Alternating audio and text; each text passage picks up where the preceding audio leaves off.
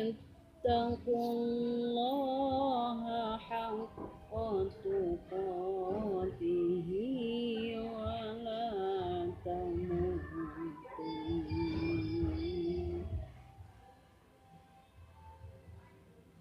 ولا تموتن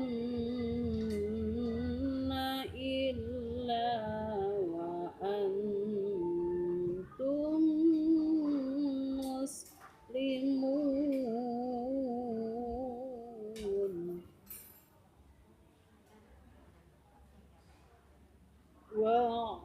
واعتصموا بحبل الله جميعا ولا تفرقوا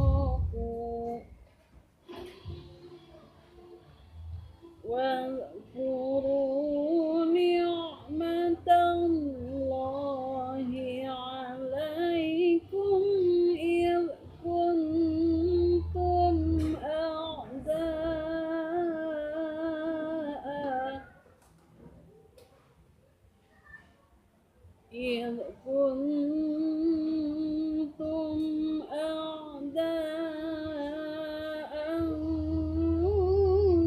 فألف بين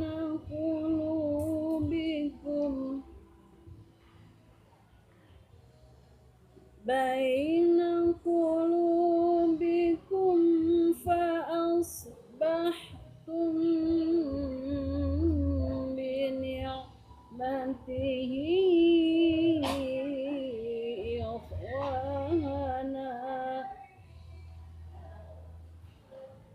بنعمته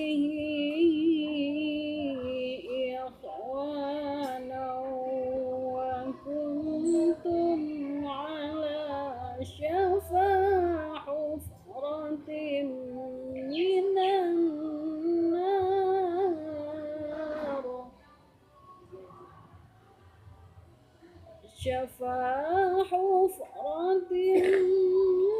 من النار فأنقذكم منها كذلك يبين الله لكم آياته لعلكم تهتدون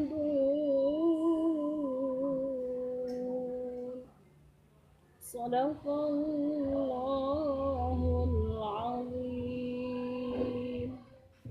Alhamdulillah kita masih diberi dua kenikmatan ya oleh Allah, sehat sempat. Sehat ya sehat kita mungkin di usianya yang sudah kita rasakan ya, yang disebut sehat tua mah begini, bangun tidur bukan seger ya, tapi paling tidak dengan bisa melangkah kaki ke tempat ini sudah luar biasa. Ada Bu Eni di sini ya, dengan ya kondisi beliau tentu tidak sesehat dulu ya. Kita sebelum jalan-jalan pengantar dulu nih, mudah-mudahan jadi berkah bagi kita. Ya.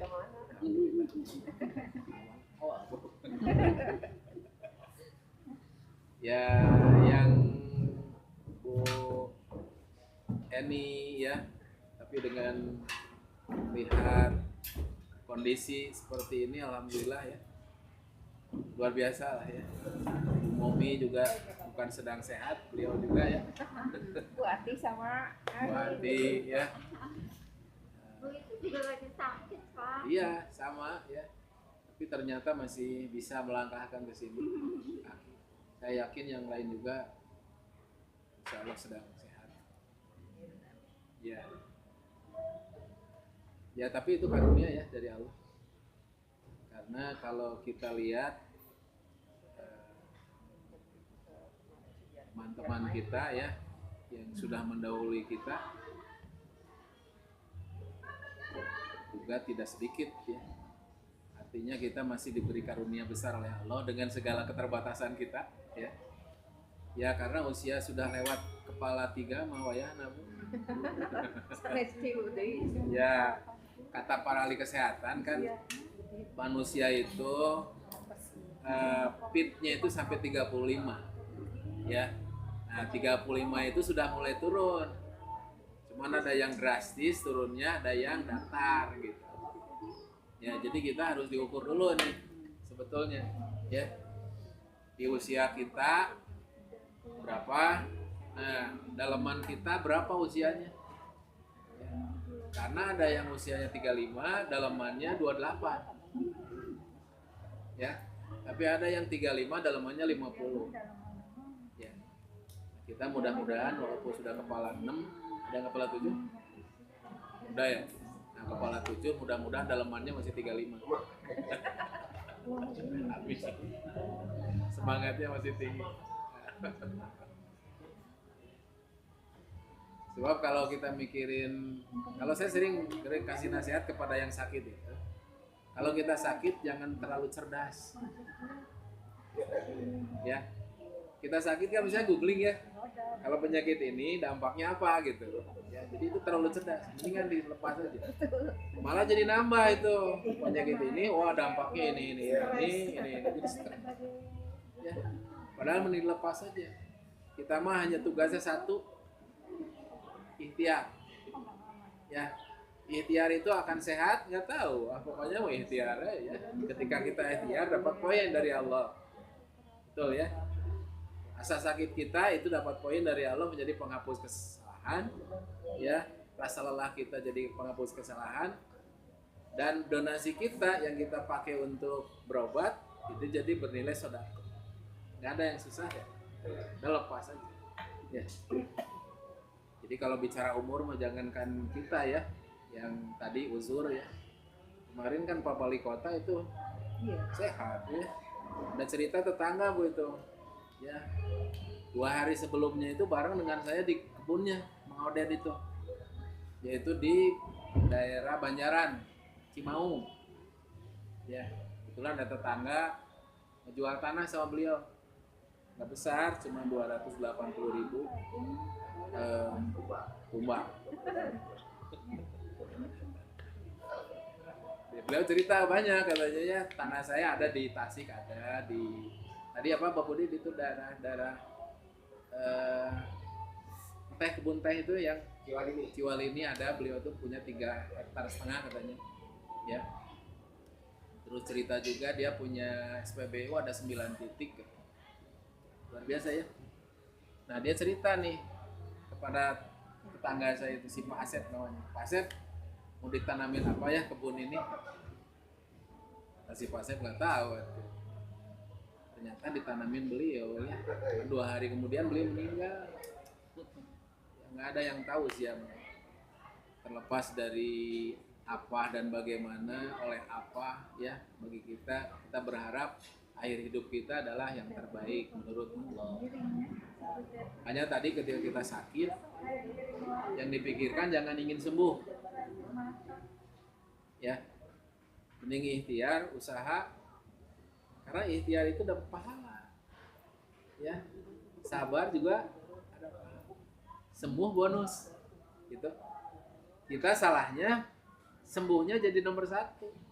Makanya ketika nggak kunjung sembuh atau belum sembuh, jadi putus asa, tambah stres, ya. Bahasanya juga kan saya sudah ke dokter, beberapa dokter nggak sembuh. Emang dokter penyembuh? Dokter itu pemberi obat. Ya. Kalau ikhtiar ternyata menambah parah itu bukan enggak dosa ya? Ikhtiar menambah? Ternyata menambah parah, kan nggak tahu gitu. Saya nyoba ini ternyata malah menambah parah gitu, nggak dosa. Bukan urusan kita. Kita mah ikhtiar, makanya tadi ikhtiar kita kalau kita sakit, ikhtiar kita itu ingin sembuh, tapi jangan ngoyo ingin sembuhnya. Ya, ikhtiar mah ikhtiar aja. Sembuh atau tidak kita serahkan. Seperti ketika kita bicara rezeki, kita usaha, kita dagang. Orang banyak yang stres ketika dagang laku enggak, itu pertanyaan salah. Ya. Jadi harusnya ketika dagang, ya saya dagang. Kalau Allah memberikan keuntungan, alhamdulillah. Kalau enggak, saya sudah ikhtiar usaha. Karena ikhtiar ketika menjajakan dagangan yang akan dijual itu sudah ibadah. Ini ada cerita, mungkin sudah saya sampaikan. Saya ketemu dengan seorang petani ya, di Garut. Ya masih ada saudara sedikit lah. Karena saudara dari ipar, dia mertuanya. Cerita dia itu petani kentang ya. Dia cerita dulu saya nanam kentang hanya sekilo 2 kilo. Kalau sekarang Pak Haji, ya sekarang 1 gunung nanamnya. Dia pernah cerita ada 3 musim gagal. 3 musim Pak. Bayangkan berarti 3 gunung. Dia tanam habis oleh hama, tanam lagi di pasar nggak laku, tanam lagi kena apa? Saya tanya keempat Pak, tanya tanam lagi nggak? Saya tanam. Dan alhamdulillah di panenan yang keempat, kerugian di 1, 2, 3 panen ke 1, 2, 3 tertutupi semua. Luar biasa. Lalu saya tanya, filosofinya apa sih menanam menurut Anda? Kalau saya menanam itu ibadah. Prinsipnya gitu. Ketika saya nanam itu ibadah. Karena kan dalam Islam, konsep Islam itu jangankan nanam ya, nyiram kebun aja sudah ibadah, apalagi nanam. Jadi makanya konsep saya ibadah. Ketika saya nanam ibadah, saya pupuk dengan pupuk yang baik, cari benih-benih yang terbaik, terus diurus dengan sebaik-baiknya. Mau jadi mau enggak saya pasrah kepada Allah. Dan karena setelah jadi pun ternyata kalau di pasar bumi nggak laku. Banyak kan petani yang begitu. Makanya saya lepas saja. Bapak sudah merdeka. Nah, itu kemerdekaan hidup itu sebetulnya dengan ikhlas. Jadi ikhlas itu kita melepaskan segala beban yang itu adalah merupakan keputusan-keputusan yang akan diberikan Allah. Itu domainnya Allah harusnya kan. Kalau kita dagang, siapa yang memberi penghasilan? Yang akan membuat dagangan kita laku? Allah. Makanya kita jangan mikir kelaku enggak. Kalau mikir laku enggak akan dagang-dagang orang itu. Seperti tadi nanam. Kalau nanam nih kira-kira tumbuh enggak? Setelah tumbuh bakal laku enggak? Kalau mikirnya begitu enggak nanam-nanam. Demikian juga yang lain. Kalau kita analogikan kepada yang lain, ketika kita sakit, saya berobat ke sini sembuh enggak ya? Enggak akan berobat aja. Makanya jangan terlalu cerdas kalau bahasa saya. Ya. Tong searting tataro, jangan terlalu banyak bertanya, udah biarin aja. Maksudnya bertanya yang tadi ya, kalau saya ini dampaknya apa? Berat. Belum apa-apa sudah pegang, sudah kering, rontang. Kenapa mikirin dampak? Padahal dampak itu kan belum dampak terburuk dalam tanda petik kematian. Betul ya? Dampak terburuk kematian. Padahal dalam Islam, konsep Islam, orang meninggal itu, kalau orang yang beriman, itu sebuah istirahat. Kita mau istirahat ya? Di dunia maksudnya. Karena rasanya mau ya istirahat, capek ya. Tapi kita kan enggak, ternyata kerja lagi. Dan memang istirahat yang sesungguhnya, bagi orang beriman itu, kematian. Kematian itu istirahat. Ini bahasa Nabi kan. Ketika ada sosok jenazah yang lewat, kata Nabi, mustarihun wa mustarohun minhum. Yang meninggal itu ada 2, yang istirahat dan ada yang mengistirahatkan. Rasulullah siapa yang istirahat? Yang istirahat itu orang-orang mukmin. Orang mukmin itu ketika meninggal, yastarihu min asabi dunya wa adha. Dia istirahat dari berbagai kesibukan dunia dan berbagai kesulitannya. Kalau orang kafir ketika meninggal mengistirahatkan negara, nggak dikorupsi, mengistirahatkan tetangga, nggak diganggu, mengistirahatkan binatang, nggak diadu-adu, ya. Itu orang kafir. Kalau orang mukmin istirahat minasobi dunya wa adzaha ila rahmatillah. Jadi kalau kita berpikir tadi, kalau bicara penyakit yang bikin stres itu dampak ya. Padahal dampak tadi bahasa kita terburuk, padahal terbaik menurut Allah adalah kematian. Kalau orang sakit, berobat, gak kunjung sembuh, akhirnya meninggal, jadi kubur, selesai. Ya, Tapi kalau itu dibangun di atas kesabaran, ketawakalan, seluruh penyakit yang menyakiti kita itu akan menjadi penghapus. Kesulitan kita, Bu Eni, udah susah berjalan, apa itu nggak ada penghapus dosa? Ada penghapus. Dulu ibu lincah banget, ya kan? Iya kan? Dulu ibu lincah banget, sekarang tertatih-tatih. Udah nggak usah dipikirin, biar takdir dari Allah. Itu jadi penghapus dosa. Tinggal sabar aja. Jadi semua kekurangan yang sekarang kita rasakan, yang dulu saya bisa begini, bisa begitu, sekarang kok nggak bisa begini, begitu. Udah, itu adalah kekurangan-kekurangan yang dicabut oleh Allah, adalah merupakan berkah. Tapi jadi penghapus dosa. Kadang-kadang Allah itu kan menyentil kita supaya bersyukur dengan diberi musibah. Banyak orang begitu. Ada orang yang diberi musibah itu kadang-kadang untuk disentuh jiwanya supaya bangun. Kan banyak. Dihinakan, terhina, bangkit, ternyata dia orang sukses. Ya, dia berterima kasih kepada orang yang menjatuhkannya dulu. Dulu mah nggak berterima kasih. Makanya kita harus pandai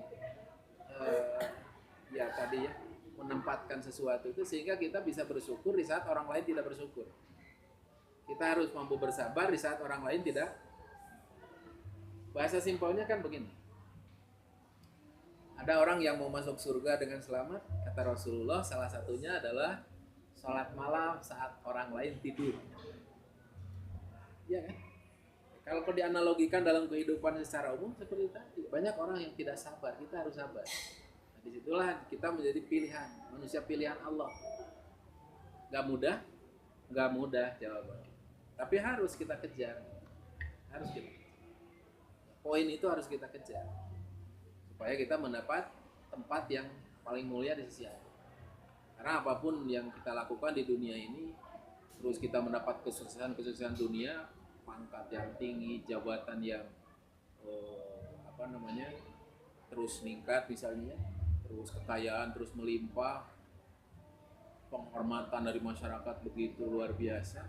Kalau di hadapan Allah terhina, buat apa? Ya, mendingan jadi orang biasa-biasa, tapi ternyata di hadapan Allah jadi orang luar biasa. Zaman Rasulullah ada orang begitu? Salah seorang sahabat yang disebut, yang dikenal dengan orang yang tidak dikenal oleh manusia di bumi, tetapi dikenal oleh makhluk langit. Siapa di antaranya? Di antaranya adalah Uwais Al-Qarn. Yang dikenal di daerah. Tapi Rasul pernah berkata sama sahabat, kalau kalian bertemu dengan Uwais, minta doa dari orang itu. Bayangkan Rasul nyuruh sama sahabat, di situ ada Abu Bakar, ada Umar, ada Utsman. Kalian kalau bertemu, minta doa dari orang itu. Zaman Abu Bakar nggak ketemu Uwais. Zaman Umar baru ketemu. Umar langsung minta doa kepada Uwais. Ya, sambil Uwaisnya sendiri nggak merasa bahwa dia orang yang baik ya dalam tanda. Tapi Umar bicara, aku mendapat amanat dari Rasul. Akhirnya Uwais mendoakan Umar. Setelah itu Uwais nyelonong pergi, Anda mau kemana? Saya mau pergi ke sebuah tempat. Kata Umar, karena Umar waktu itu menjadi khalifah, mau aku kirim tentara untuk mengawal kamu supaya nanti kamu sampai selamat di sana, tidak ada yang mengganggu. Uwais mau nolak, saya nggak usah, biar saya sendirian. Pergi, dan ketika Umar satu saat datang ke tempat itu menanyakan orang ini, Uwais nggak dikenal di daerahnya, tapi dia dikenal ya, santero jagat. Maksudnya jagatnya bukan jagat manusia tapi jagat malaikat. Jadi itu adalah sebuah pencapaian kesuksesan yang luar biasa. Nah, kalau kita bicara sukses kan bisanya kita ya sukses yang kan sukses itu dalam konsep Islam ada yang sukses jangka pendek, ada sukses jangka pendek ya di dunia kita bisa kumpul dengan keluarga sehat, finansial cukup dan sebagainya. Sukses tapi jangka pendek. Nah, sukses jangka panjang adalah kita bertemu lagi dengan keluarga seperti yang diisyaratkan di dalam beberapa ayat Quran. Karena kita akan, mudah-mudahan kita maksudnya di dalamnya, ya, orang-orang beriman itu akan bertemu dengan saudara-saudaranya dengan anak istrinya di akhirat. Itu kesuksesan yang hakiki yang harus kita.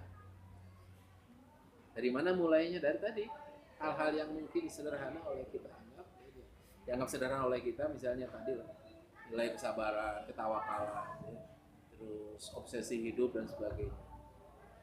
Tadi di awal yang sudah saya sampaikan, itu adalah hal-hal yang akan menyampaikan kita ke ke level itulah kalau kita sebutkan. Nah, dengan apa caranya? Nah, poin-poinnya sudah sering kita bahas. Bagaimana meningkatkan kesabaran, meningkatkan ketawakalan, bagaimana meningkatkan rasa syukur kita. Meningkatkan kesabaran diantaranya adalah dengan cara satu, meyakini janji Allah ada, janji Allah benar, maksudnya surga neraka ada. Sehingga ketika kan sabar itu proses ya. Sabar itu adalah sebuah sikap, sifat yang ada dalam diri seseorang ketika melalui satu proses. Proses ini dijalani dengan tidak mengeluh, maka itu masuk sabar. Nah, ujungnya ketika hasilnya diserahkan sepenuhnya kepada Allah, itu disebut tawakal. Makanya sabar dan tawakal itu nyatu. Sabar itu prosesnya, jadi simpelnya orang sabar itu nggak mengeluh.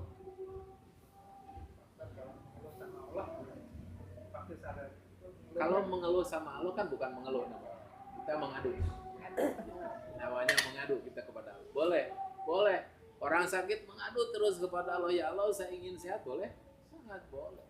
Nabi Ayub yang dikenal sebagai nabi yang diberi ujiannya penyakit, berdoa di dalam Quran diabadikan. Jadi salah kalau Nabi Ayub disebutkan Nabi Ayub katanya punya penyakit kulit. Ini dongeng ya. Punya penyakit kulit katanya. Sampai berulat, ketika akan sholat ulatnya dibuka, dicopot, ditaruh, beres sholat ditempelin lagi. Itu dongeng. Impossible, nggak mungkin. Masa Nabi jorok? Ya, nggak mungkin. Jadi Nabi Ayub berdoa kepada Allah, ingin sehat, boleh. Jadi mengeluh kepada Allah namanya mengadu, boleh? Apa-apa, Aziz, lanjutkan aja. Karena kalau mengeluh kepada orang, paling orang hanya bilang kasihan ya, hanya segitu aja. Nggak nolong, nggak bisa nyembuhin manusia kalau sakit. Kalau masalah juga sama. Kan, makanya mengeluh saja kepada. Jadi tuh yakini bahwa janji Allah itu benar. Makanya karena meyakini janji Allah itu benar, surga neraka ada, janji Allah bagi yang begini akan dapat surga, semangatnya tinggi. Kenapa? Ada obsesi, bukan obsesi, ada ada gambaran suatu hadiah besar gitu dari Allah. Tuh, saya pernah menanyakan ke salah satu jamaah, ya, ada yang hafal surat Kahfi? Nggak ada.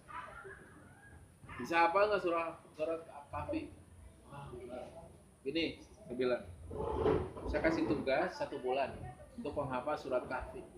Ada hadiah 1 miliar. Kira-kira bisa? Wah, kalau itu mah bisa. Karena pasti setiap hari itu surat Kahfi dibuka. Facebook sudah lewat, WhatsApp nggak dibaca, pasti surat Kahfi terus. Ya, ada kerjaan-kerjaan apapun dibuang aja. Surat Kahfi, karena di sininya 1 miliar. Nah, kita harus bisa mentasawurkan itu untuk pahala. Jadi kalau surga digambarkan itu tak terhingga ya, karena surga itu kan tak terhingga kenikmatan. Dalam bahasa Nabi itu malainun ra'at wala udhunun sami'at wala khatara ala qalbil bashar. Surga kenikmatannya itu tidak pernah terlihat, tidak pernah terdengar, tidak pernah terlintas di hati manusia. Keindahannya, kenikmatannya karena hakiki. Nggak ada ujungnya lagi. Kalau kita masih ragu terhadap Allah, bahwa kita di akhirat nggak ada ujungnya, baca lagi Quran berulang-ulang. Di Al-Quran ada ungkapan yang sangat lugas tegas. Itu disebutnya kholidina fiha abada. Double. Kholid abada. Tapi untuk kafir biasanya hanya kholidin saja. Kita nggak tahu pasti ini apakah keputusan Allah kelak setelah 1 miliar 1 triliun tahun, 1 bilion tahun, apakah ada keputusan dari Allah orang-orang yang kafir yang sudah siksaannya habis nanti masuk surga? Walau alam misalnya, atau mereka kekal dalam neraka? Mudah-mudahan kita nggak masuk ya, itu terserah Allah. Tapi bagi orang-orang mukmin disebutnya khalidina fiha. Nah, itu keyakinan terhadap kehidupan akhirat yang kokoh itu akan mendatangkan kesabaran, ketawakalan. Karena bagi kita dunia kecil, dunia ya, dunia jadi kurang berharga karena dalam Quran sendiri memang Quran dunia itu kan disebutnya laibun walahu, ya, permainan dan senagura. Namanya permainan untuk anak-anak. Tadi saya sengaja di awal disampaikan cerita Mang Odet ya, almarhum. Mang Odet itu kekayaannya luar biasa karena memang beliau seorang bisnismen berhasil ya. Tadi SPBU-nya ada 9 Bu ya, tanahnya di sana sini, terus ternaknya ya, yang di Tasik ke tetangga itu ada sekitar 1000-an domba. Belum di tempat lain saya nggak tahu persis ya. Kalau orang beriman insya Allah itu jadi jariah kalau bisa dapat. Sekedar gambaran, itulah kita, apa yang kita miliki ini ternyata nggak dibawa ya, karena kita mikirnya pasti mati masih lama. Walaupun orang yang meninggal itu banyak, tetap aja kita matinya masih lama. Itu patah Arab ada ungkapan kanal mauta ila goirina kutiba. Kematian itu sepertinya hanya untuk orang lain, Pak. Untuk kita. Padahal kita tuh sama. Kita ditunggu oleh Ijroil, oleh Malakul Maut sama. Itu satu ya. Jadi kesabaran akan muncul manakala keyakinan terhadap akhirat itu kokoh. Yang kedua, kesabaran muncul juga dengan cara membanding-bandingkan kenikmatan yang diberikan kepada kita dengan kepada orang lain. Di samping kesabaran juga adalah rasa syukur akan tumbuh. Ya. Kita mau jalan tertatih-tatih, orang lain nggak bisa jalan. Karena terlahir nggak punya kaki. Betul ya. Kalau pernah masih ingat, saya pernah bawakan satu video Bu.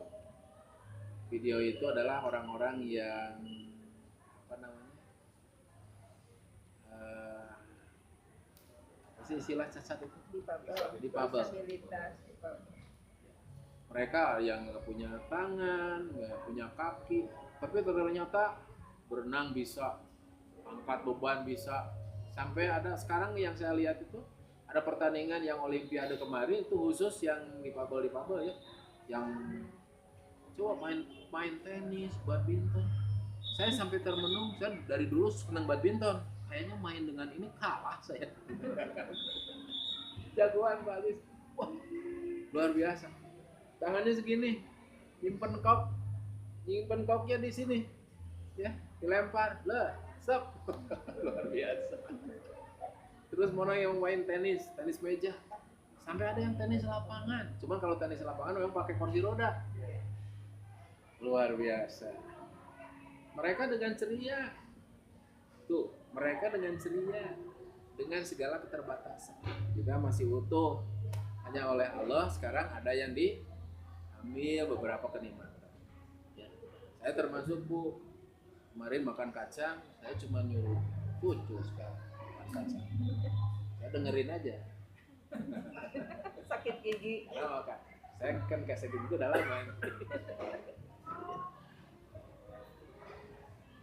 Terus apa ya? Ya makanan banyak yang sudah dikurangi. Ini nggak boleh, sudah kita nikmati aja. Akhirnya enjoy aja gitu. Ya ada apa namanya? Ada sesuatu yang hilang dari diri kita yang pasti lah, ya, pasti. Biasanya saya dulu itu kalau lari pagi dari rumah Raja Wali ya dulu, itu lari tuh ke Gor Pajajaran, lari, betul Pak. Di Gor itu 10 keliling, keliling balik lagi ke rumah lari lagi. Sekarang jalan di pinggir rumah baru 21 keliling, nah itu sudah ada kunang-kunang sama istri duduk, harus tarik nafas dulu. sudah. Saya tugasin aja kepada yang lain sekarang. Kamu yang lari sekarang. Ya. Itu yang utama ya. Bagi kita, nah kita tumbuhkan itu melalui ilmu ya, tentu saja qiraah Quran terus kita bangun ya, karena tidak ada ibadah pengabdian kita ya yang hakiki kecuali melalui ritual-ritual itu. Kan ibadah dalam konsep Islam itu adalah ketaatan dan kepatuhan kepada Allah. Nah, ketaatan kepatuhan kepada Allah itu bisa dilakukan oleh seseorang melalui diantaranya melalui ritual, sholat, saum, zakat, haji, umroh dan sebagainya. Jadi sebetulnya ini yang kita sebut ibadah selama ini itu adalah sarana sebetulnya. Sholat, saum, qiraah itu sarana ibadah, sarana pengabdian. Karena pengabdian yang sesungguhnya itu adalah kepatuhan total kepada Allah. Itu tadi, kepatuhan total itu wujud dalam sikap kita, adanya kesabaran yang paripurna, ketawakalan. Kalau dari sikap terhadap semangat hidup ada zuhud, qanaah, ya, waro. Itu kan hal-hal yang mungkin sekarang sudah bisa tumbuhlah dalam diri kita ya di usia-usia yang sudah lebih dari kepala tilunya, kepala tiga lebih sedikit. Mungkin sudah hadir itu, karena obsesi hidup kita sekarang tidak lagi, Pak Budi kan sekarang sudah tidak lagi mikirin bikin villa ya. Sudah sekarang konsepnya sana kan gitu. Jadi sudah dekat itu zuhud, waro itu sudah insya Allah sudah dekat kepada kita. Tinggal kita raih lebih didekat supaya lebih lekat dengan diri kita.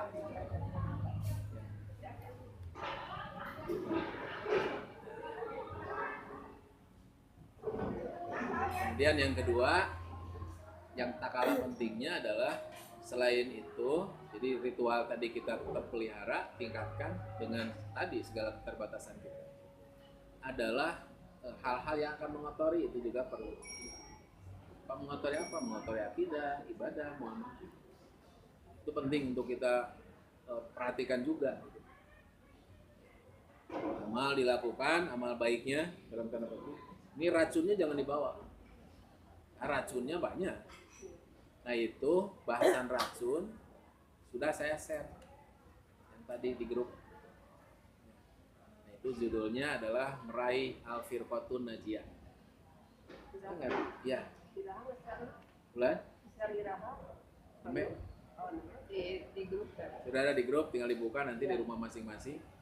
Ya, saya selintas saja tidak utuh karena kalau utuh 3 jam lebih. Ya, sudah akan saya bikin resumenya aja. Begini bahasa Nabi. Sebab ini khawatir ya. Ada orang-orang yang menganggap dirinya sudah soleh tapi salah. Itu yang khawatir kan. Kita juga sama.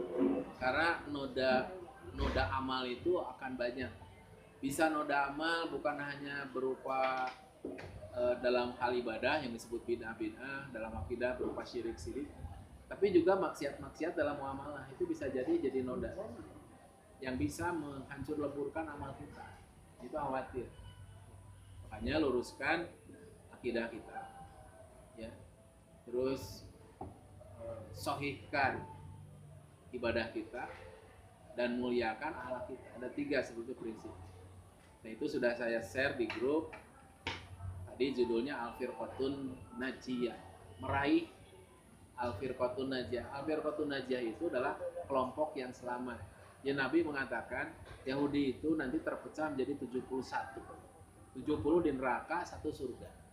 Nasrani jadi 71 di neraka, 1 surga. Islam 73, lebih banyak. 73, yang 72-nya di neraka, 1 di surga. Kita ngeri kita. Umar bin Khattab itu pernah berkata begini, kalau ada suara dari langit yang mengatakan seluruh penduduk bumi akan masuk surga semuanya kecuali 1, saya khawatir yang 1 orang itu saya. Berarti ada keapikan yang luar biasa kan dari Umar bin Khattab. Apik, nggak merasa diri sudah luar biasa, enggak, apik Umar itu. Makanya ketika beliau diangkat menjadi khalifah, tuh begitu apiknya. Dia nggak mau kecolongan, nggak mau ada rakyat yang kelaparan di saat dia memimpin, tidak mau ada ketidakadilan, makanya dia turun ke bawah, betul kan? Ketemu orang yang kelaparan oleh Umar, bukan oleh orang lain, ya. Sampai ketemu ada perempuan yang merasa merana karena ditinggal suami lebih dari 3 bulan, itu oleh Umar. Banyaklah kasus. Umar itu begitu apik, makanya sampai mengungkapkan kalaulah dari langit ada suara yang mengatakan penduduk bumi semuanya masuk surga kecuali 1 orang yang masuk neraka, aku khawatir yang 1 orang itu aku. Padahal kita mah kadang-kadang pedenya, saya mah kayaknya yang selamat. Bisa jadi. Ya. Terus kata Umar, kalau ada suara dari langit itu semua penduduk bumi semuanya masuk neraka kecuali 1 orang, kata Umar, aku berharap yang 1 orang itu aku. Berarti semangat untuk melakukan kebaikan begitu tinggi. Dia nggak mau kedahului oleh orang lain. Jadi pas sampai poirot itu ada dalam diri Umar. Apapun kalau itu nilai baik, dia akan lebih dulu.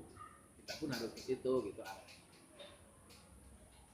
itu noda dosa yang akan menghancurkan amal. Jadi al-firqatun najiyah yang 72 masuk neraka 1 ke surga, yang mana? Rasul menjelaskan mereka yang selamat itu yang disebut dengan al-jamaah. Tapi al-jamaah itu bukan nama, itu sifat. Jadi kalau ada kelompok namanya al-jamaah, belum tentu masuk ke kelompok itu. Nah, Ibnu Mas'ud pernah mengatakan, siapa yang disebut al-jamaah itu? Makana al-haq walau kana wahida. Selama orang itu ada di dalam jalan yang benar, walaupun sendirian, disebutnya al-jamaah. Kemudian langkah-langkahnya, ini saya pikir semuanya aja. Langkah-langkahnya apa? Langkah-langkahnya 1, kita harus mempunyai keimanan yang kokoh, jiwa juang yang tinggi, ya. Kemudian jiwa tolong menolongnya juga tinggi. Nah, itu diungkap dalam Al-Quran itu adalah kelompok as-sabiquna awalun. As-sabiquna awalun itu adalah orang-orang yang masuk Islam pertama kali, ya. Dan dipuji Allah, radhiyallahu anhu wa radu anhu. Allah ridho kepada mereka dan mereka pun ridho kepada aku. Jadi itu ada di Quran digambarkan. 1. Yang kedua adalah pegangan kita harus kembali kepada Quran Sunnah. Ya, dalam Al-Quran ada ungkapan fa in tanazatum fi syai'in faruddu ila Allah wa rasul. Kalau kamu berbeda pendapat dalam satu masalah, kembalikan kepada Allah dan Rasul. Maksudnya Quran Sunnah. Itu 2. Yang ketiga, jauhi bid'ah-bid'ah dalam agama. Ya, apapun bentuknya. Bid'ah yang terbesar itu adalah ketika mengakui ada nabi selain Nabi Muhammad. Seperti orang-orang Ahmadiyah, itu bid'ah mereka itu. Jangan tertarik walaupun banyak program yang menarik menurut kita, ya, lewat Syiah sama. Ya. Karena Syiah itu ya dibungkus sehingga jadi indah. Ahmadiyah dibungkus jadi indah. Juga kelompok-kelompok sempalan Islam lainnya. Itu kelompok-kelompok mubtadiin. Mereka adalah pelaku-pelaku bid'ah terbesar dalam agama. Kemudian yang berikutnya adalah kita harus senantiasa menghidupkan sunnah Nabi. Walaupun sunnah Nabi itu sudah nggak dikenali oleh masyarakat, kita yang harus menghidupkan. Bahasa Nabi, man ahya sunnati, siapa yang menghidupkan sunnahku, faqad ahabani, maka sungguh dia telah mencintaiku.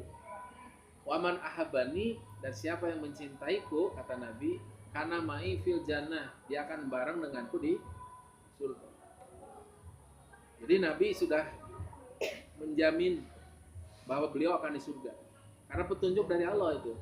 Jadi kalaupun ada orang yang mengatakan Nabi tidak ada jaminan masuk surga, walaupun profesor yang ngomongnya ahli tafsir, nggak usah digubris. Ya, dia mah harus syahadat lagi.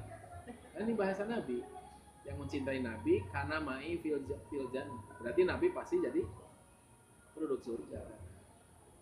Nah, kita harus menghidupkan lagi sunnah Nabi, terutama sunnah-sunnah yang sudah hampir hilang di masyarakat. Saya ambil contoh satu aja. Misalnya dulu kalau orang lahiran itu syukurannya 40 hari ya. Padahal di dalam hadis jelas syukuran lahiran itu di 7 hari ya, yang namanya akikah. Nah, walaupun sekarang sudah banyak yang yang 40 hari sudah hampir hilang sekarang. Sekarang banyak yang 7 hari. Tapi ada yang hampir hilang sunnahnya. Nah, sekarang orang nggak mau ribet. udah ngasih uang sama apa namanya ya mereka jasa-jasa akikah ya, terus dikirim sudah jadi gulai sama sate ya. Tapi kalau lihat teks hadisnya itu membagikan daging kurban itu disebutnya jundulan. Jadi seperti membagi saat kurban. Bukan nggak boleh digulai ya, bisa digulai setengah nah itulah ya. Sisanya dibagikan mentah, itu sunnah nabinya jangan hilang. Tuh. Dulu kalau orang ada hamilan itu 7 bulan itu biasanya mah syukuran. Syukurannya apa? Zaman Bu Muminah, Bu.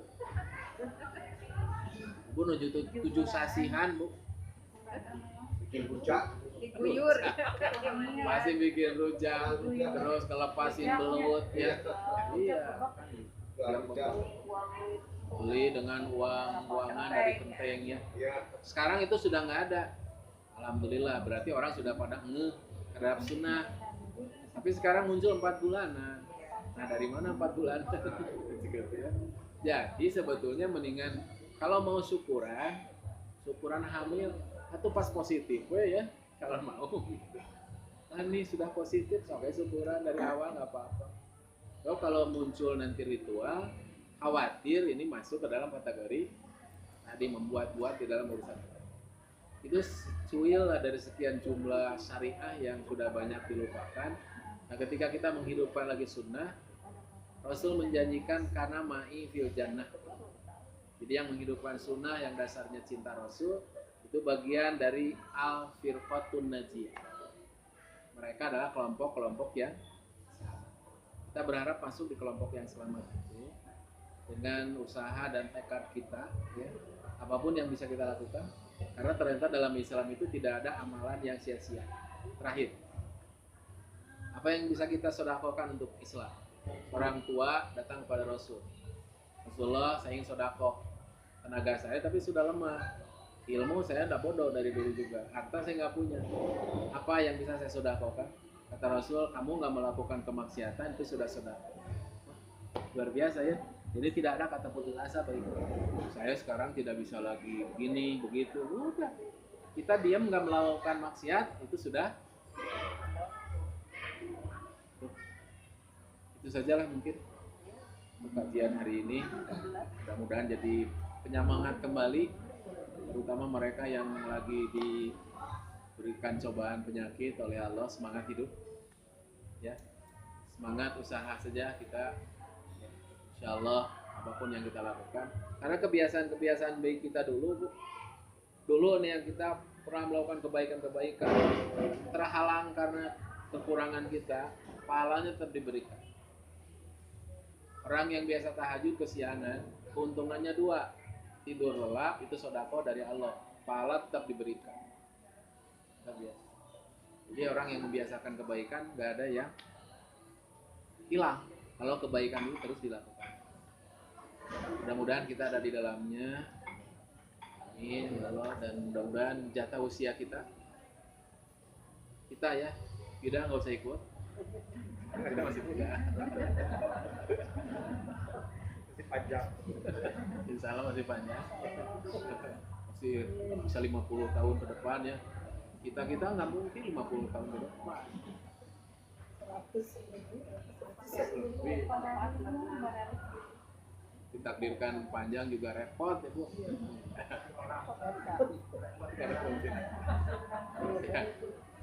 Ya mudah-mudahan apa yang kita lakukan selama ini itu jadi jariah bagi kita, jadi amal soleh, amalia kita yang berupa ritual kita lakukan secara kontinu terus menerus, mudah-mudahan mampu membentuk karakter diri kita menjadi lebih baik, yaitu karakter mutakin itu mudah-mudahan bisa kita raih. Hanya dengan itulah derajat kita tinggi di hadapan Allah. Inna akramakum indallahi atqakum. Baik, itu saja. Mudah-mudahan yang sakit, Bu Momi, Ibu, siapa lagi? Sama sebetulnya kita juga. Mudah-mudahan sembuh. Kaki. Sehat. Ada yang sakit kaki.